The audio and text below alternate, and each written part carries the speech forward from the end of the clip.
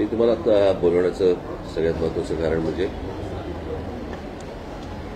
माझ्याकडे आता शारदाश्रम महाविद्यालयाचे पालक माझ्याकडे आले होते आणि आता त्यांच्या शाळेला एक नोटीस आली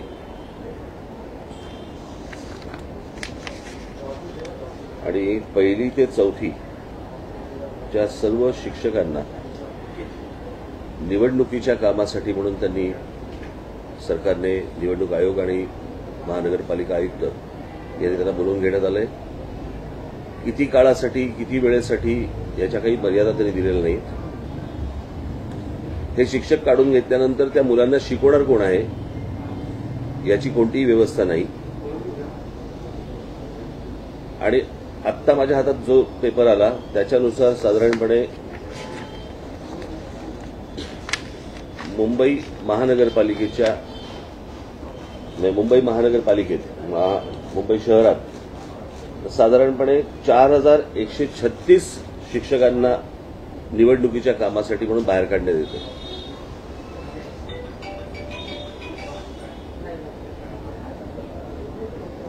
एवढे जर शिक्षक आता बाहेर काढले गेले तर त्या मुलांना शिकवणार कोण आहे याची कोणतीही व्यवस्था नाही. मला पहिला प्रश्न पडतो, निवडणूक आयोग 5 वर्ष काय करत असते? जर दरवर्षी जर तुम्ही निवडणुका आल्यानंतर जर समजा असल्या प्रकारच्या जर गोष्टी घाई गडबडीत जर करणार असाल तर निवडणूक आयोगाचं काम काय असतं 5 वर्ष? असल्या प्रकारच्या कुठच्याही अरेंजमेंट्स, असल्या प्रकारची कोणतेही लोक हे तयार का नाही करत? ते आयत्या वेळेला या शाळांवरती हे दडपण का आणतात? आणि त्याच्यामुळे असं दिलेलं आहे त्यांनी,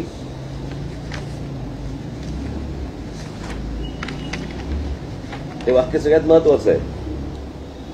जिल्हाधिकाऱ्यांचं आणि ह्यांचं कोण, तुमचे निवडणूक आयोग आणि महानगरपालिका आयुक्त, सर्व निरीक्षक, शाळा प्रशासकीय अधिकारी, अधीक्षक हे सगळे शाळांमधले उपशिक्षण अधिकारी यांनी सोबतच्या येथील कर्मचाऱ्यांना सदर हे आदेश अवगत होतील व त्यानुसार संबंधित कर्मचारी उद्या 10 वाजता संबंधित निवडणूक कार्यालयात हजर होतील याची दक्षता घ्यावी. अन्यथा संपूर्ण जबाबदारी आपली राहील. नमूद मतदारसंघाच्या निवडणूक कार्यालयाच्या 10 वाजता हजर व्हावे. हजर न होणाऱ्या कर्मचाऱ्यांवरती शिस्तभंगाची कारवाई करण्यात येईल. म्हणजे या शिक्षकांवरती शिस्तभंगाची कारवाई सरकार करणार. मला असं वाटतं की हे निवडणूक आयोगावरती शिस्तभंगाची कारवाई का नाही करत? निवडणूक आयोग 5 वर्ष काय करत असतो? या देशात निवडणुका येणार हे काय माहीत नव्हतं का? अचानक निवडणुका आल्यात का? जर निवडणुका दर 5 वर्षांनंतर येतात, लोकसभेच्या येतात, विधानसभेच्या येतात, तुमच्या महानगरपालिकेच्या येतात, तुमची यंत्रणा तयार नको का? दरवेळेला आपलं काहीतरी नवीन काहीतरी बाहेर काढायचं आणि वाद निर्माण करायचे, ह्याची काय आवश्यकता आहे का?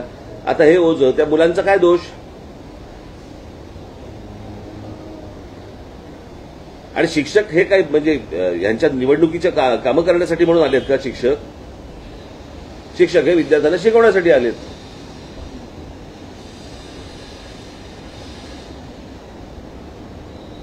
मी आता आमच्या पक्षाच्या नेत्यांशी बोलून, उद्या आमची बैठक आहे सकाळी.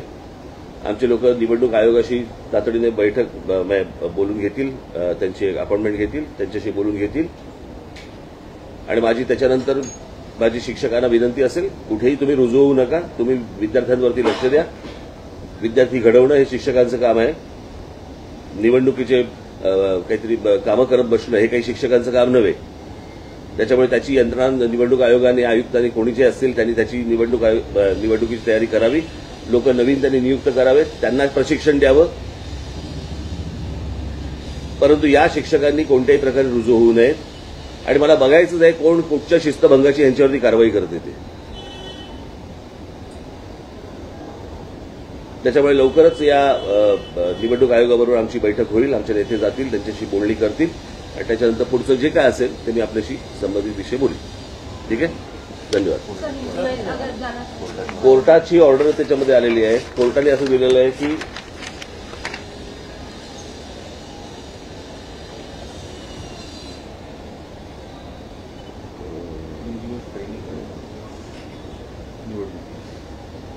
निवडणुकीसाठी म्हणून ह्यांनी जो अर्ज केलेला आहे या लोकांनी निवडणूक आयोगाने, त्याच्यामध्ये कोर्टाने असं सांगितलं की 3 दिवस ट्रेनिंगसाठी आणि 2 दिवस पोलिंगसाठी एवढ्याच फक्त आम्ही परवानगी देऊ, अन्यथा बाकीची परवानगी दिली जाणार नाही. म्हणजे कोर्टाचा पण आदेश आहे हा.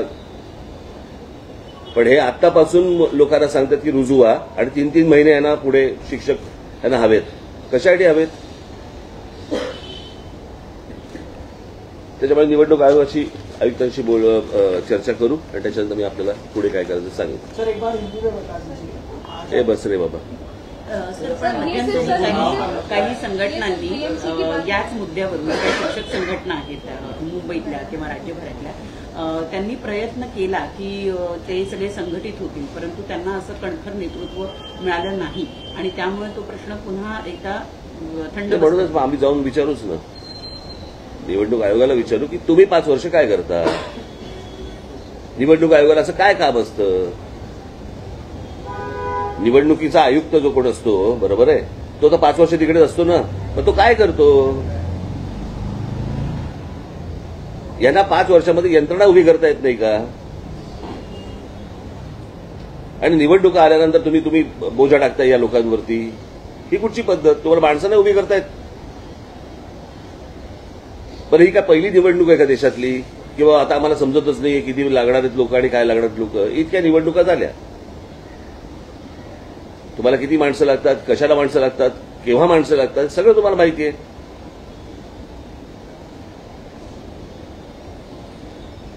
आणि कडक कारवाई केली जाईल. खरे मला असं वाटतं निवडणूक आयोगावरती कडक कारवाई केली पाहिजे. 5 वर्ष झोपा काढता आणि निवडणुकीच्या तोंडावरती जागे होता. आणि तर काम काय असतं ना.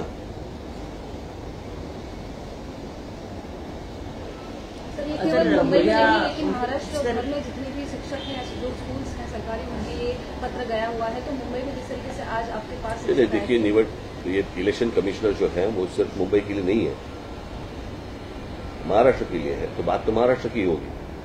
मेरे हाथ में अभी जो पर्ची आई है वो मुंबई की है, लेकिन बाकी जगहों से भी वहां पे जो शिक्षक हैं उनको भी यही नोटिस गई होगी. तो सारी चीजों के बारे में बात होगी. काही शाळेच्या शिक्षकांवर FIR देखील झाल्याचं अशी माहिती आहे. चेक करून मी सांगितलं. माझ्यापर्यंत आलेलं नाही, त्याच्यामुळे मी काही आता त्याच्यावरती करू शकत. सर, चुनाव का है, क्या आप भी इन चुनाव में NDA में शामिल होने वाले ऐसी चर्चा ये क्या सही है? माझा विषय वेगळा आहे. ज्यावेळेला निवडणुकीवरती बोलायचं त्यावेळेला मी निवडणुकीवरती बोलतो. आल्यात म्हणून विचारायचं नाही. सर, एक महत्वाचा मुद्दा उद्याच होणार आहे, महाराष्ट्राचा आहे म्हणून विचारते की विशेष अधिवेशन बोलवलेले आरक्षणाच्या संदर्भात 2 दिवसीय. त्यांनी काहीही होणार नाही. हा विषय राज्याचा नाहीच आहे. हा केंद्रातला विषय आहे, सुप्रीम कोर्टातला विषय आहे.